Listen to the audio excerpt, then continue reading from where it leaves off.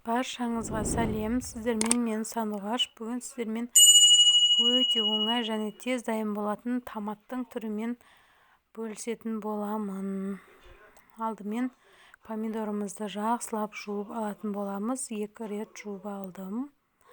Сөйтіп помидорымызды осылай 4 бөліп майдалау етіп турап алып, оны мясорубкадан өткізетін боламыз. Осылай мясорубкадан өткізіп аламыз.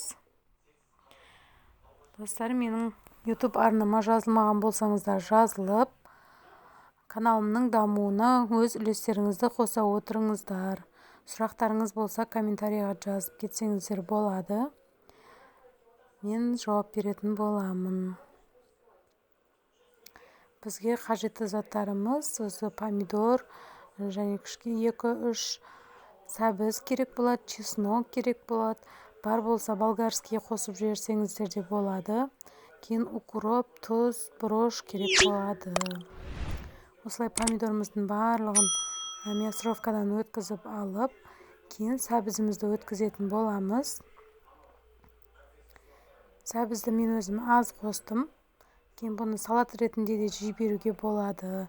Дәмі өте дәмді болып шығады. Осылай сәбізімізді өткізіп алғаннан кейін, осы сәбіздің үстіне чесногымды да өткізіп алатын боламын.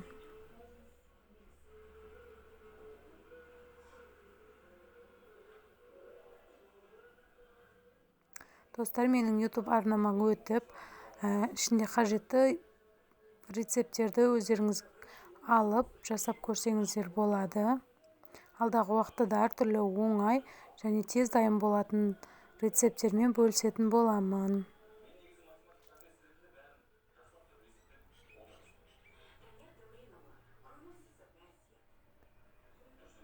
Сәбізіміздің бәрін өткізіп алдық. Енді чесногымызды өткізетін боламыз.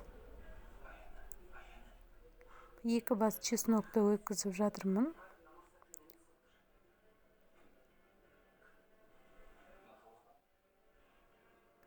Өткізіп алдық. Енді газге қайнататын боламыз. Дәу кастрюлімізге помидорымызды салып алдық.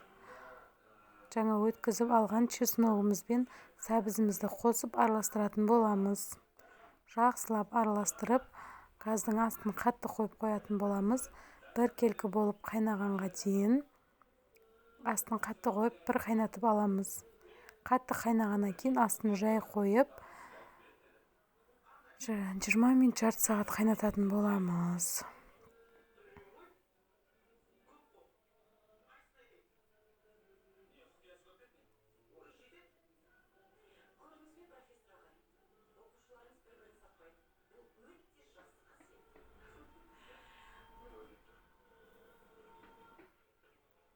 Үстіне укропымызды турап араластырып жіберсек болады. Кейін тұз, бұрышымызды да қосып алып, қайнағанын күтетін боламыз қазанның. Достар, мен видеомның соңына дейін қараңыздар.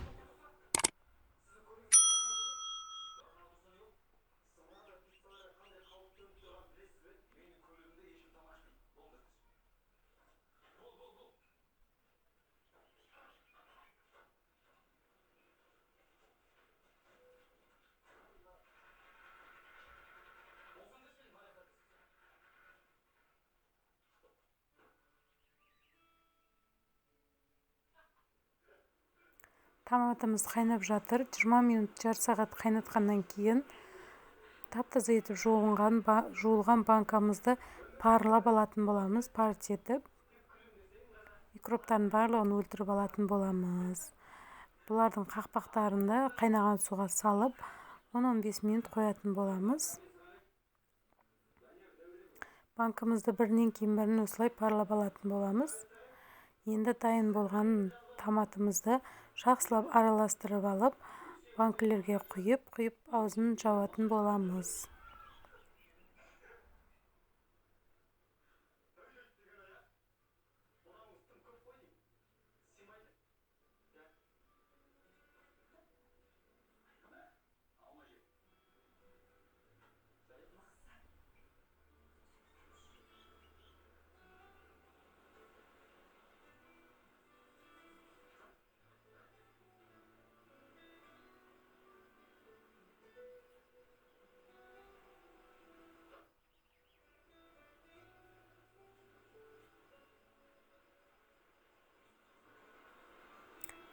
Банкаларға осылай құйып алып, қақпағын жауып, закрывашкамен бұрайтын боламыз.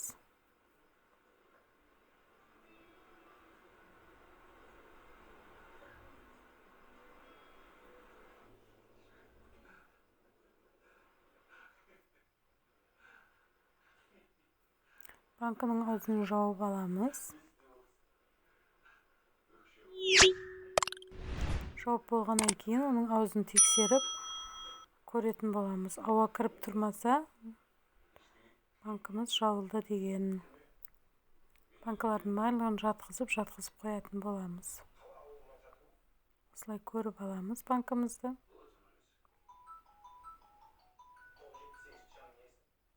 Достар, менің видеомды соңына дейін қарап, менімен бірге болғандарыңызға алғысым шексіз. Алдағы уақытта қызықты рецептермен бөлісетін боламын. Сіздерге рахмет.